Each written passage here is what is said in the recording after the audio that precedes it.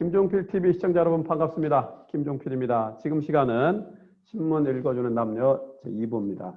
오늘은 아까 1부에서 예고해드린 대로 신경희 변호사가 뉴페이스로 여러분에게 다가갑니다. 우리 신경희 변호사가 선정한 지난 한 주 김종필 TV 선정 유익한 실용 칼럼 세 꼭지를 이렇게 뽑았습니다.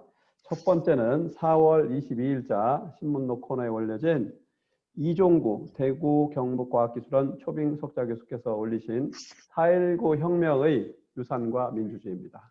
두 번째는 4월 23일자 신문로에 김주원 언론인께서 올려주신 MZ세대 표심을 젠더 갈등으로 치환한 정치권. 자, 마지막 세 번째는 4월 23일자 내일신문에 올려진 안찬수 내일신문 편집위원의 조선업 황금기가 다시 올까, 이 세 꼭지를 가지고 우리 신경희 변호사가 여러분께 친절히 안내해 드리겠습니다. 시작합시다.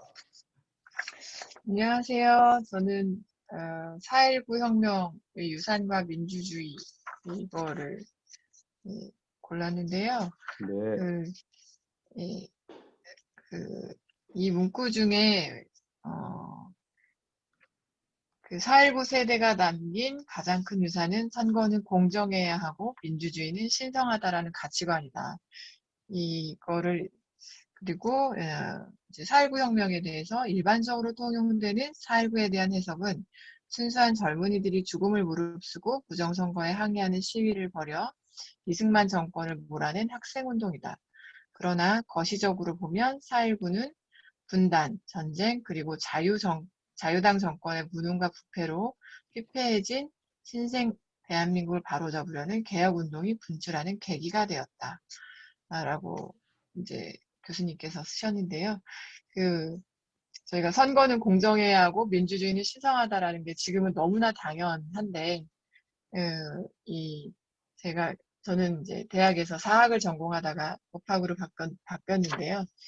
4.19, 5.18 하면 예전에는 되게 제가 직접 겪은 일이 아닌데도 되게 왠지 숙연한 느낌이 그날만큼은 있었는데 작년인가부터는 전혀 이렇게 약간 생각을 안 하게 된 것 같아요. 이게 코로나라는 어떤 생명 신체에 대한 어떤 위협이 이렇게 일상에 내재화되니까 어떤 가치나 뭐 이런 민주주의 이런 것에 대한 생각할 겨를이 많이 없어진 것 같아요. 근데 이번에도 사실 그랬거든요. 4월 19일 날 그냥 일상처럼 마스크하고 다니며 살다가 이렇게 신문을 이제 오후 늦게 보다가 오늘이 4.19였구나 이런 생각을 하게 됐습니다. 그래서 이제 제가 대학 다닐 때 한국 현대사 수업을 들으면서 아직도 기억나는 게 이걸 혁명으로 표현을 할지 민주화 운동으로 표현할지에 대해 되게 열띠게 토론을 했던 기억이 나요. 그리고 그때 당시에 결론을 좀 저희가 미국의 워싱턴 대통령처럼 이승만 대통령이 멋있게 물러났으면 우리나라 민주주의의 좀 역사가 좀 더 순탄하게 가지 않았을까라는 생각이 든다라고 이제 발표해서 좋은 성적을 받았던 기억이 납니다. 그래서 좋은 추억이네요. 다시 한번 이제 이 글을 읽으면서 4.19에 대해서 다시 한번 생각을 해보고 늘상 코로나에 이렇게 쩔어 살던 그런 일상에서 다시 한번 민주주의의 소중함, 그리고 여기까지 올 때까지 그동안 이렇게 숭고하게 이제 희생되셨던 분들에 대해서 다시 한번 생각하는 계기가 됐습니다. 예. 그리고 제가 그다음은 후일점으로는 우리 신경희 변호사가 오늘부터 신문 남녀를 시작하면서 가장 감명 깊게 읽었던 칼럼으로 이걸 꼽았던 걸로, 그죠? 시험 성적을 잘 받아서 아주 아름다운 추억도 묻어 있는 것 같습니다. 오케이, 다음으로 넘어가죠. 김주원 언론인이 쓰신 MZ세대의 표심을 젠더 갈등으로 치환한 정치권 이건데요. 이 글을 여기 보면 이 남자는 진보 보수라는 전통적 진영 대결에서 벗어나 공정과 성적 역차별 문제를 내세워 현 정부 심판에 나섰다는 진단도 나왔다. 그래서 민주당의 한 의원은 20대 남성의 지지를 잃은 건 페미니즘 때문이다. 이렇게 약간 정치권에서는 MZ세대의 표심을 젠더 갈등으로 표현을 했는데 김주원 언론인께서는 이렇게 해석하는 것은 좀 문제가 있지 않나라는 시각에서 젠더 갈등을 내세워 MZ세대를 성별로 갈라치는 것은 정치권이다. 20대 남성의 사회 경제적 실패의 원인을 성평등 정책으로 수혜를 입은 20대 여성이라는 가상의 적에게 투사함으로써 20대 남성의 표를 조직화하려는 정치적 술수라는 분석이다.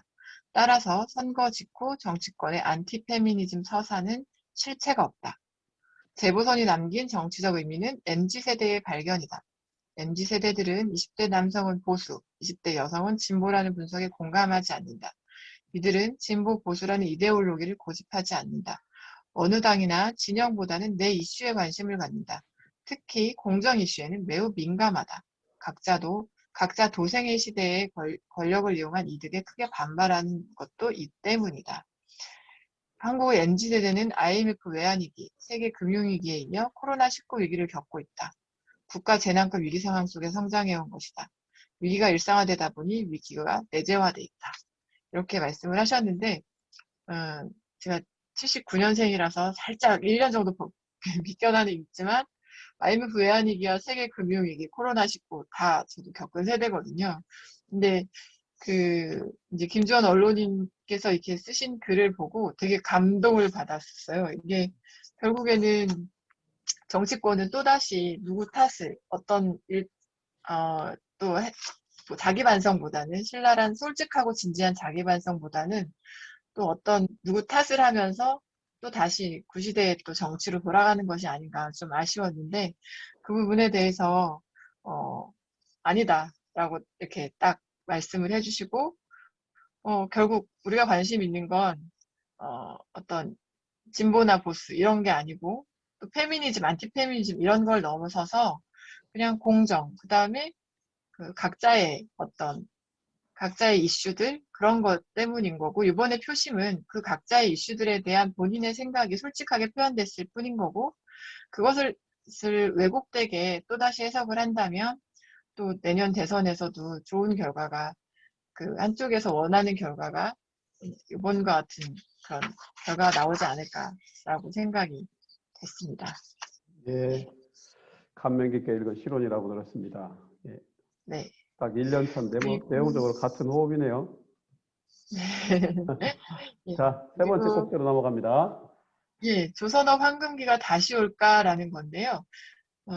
사실 저는 조선업이 황금기라는 것을 얼마 전에 이제 주식시장 기사를 보다가 알게 됐습니다. 사실 저는 말씀드린 대로 IMF 세대이기도 하고 세계 금융위기 세대인데요.